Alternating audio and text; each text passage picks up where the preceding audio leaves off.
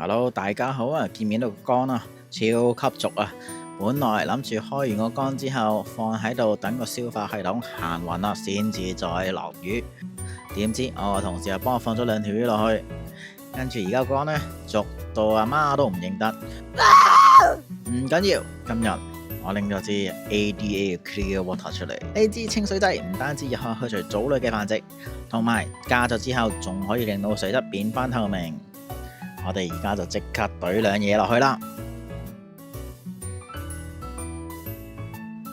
經過咗2個鐘頭之後，其實見到效果係好明顯㗎，而且你會發現啲污垢會變咗凝固物，黐翻喺個濾水器上面。咁當然啦，記得要清走佢，如果唔係你嘅水就會濁翻㗎啦。最後都提翻，其實呢個係一個治標嘅方法嚟嘅啫。如果想個水一直都清嘅話，最好就揾翻佢本身濁嘅原因，去根治咗佢啦。今次就講到呢度，下次見，拜拜。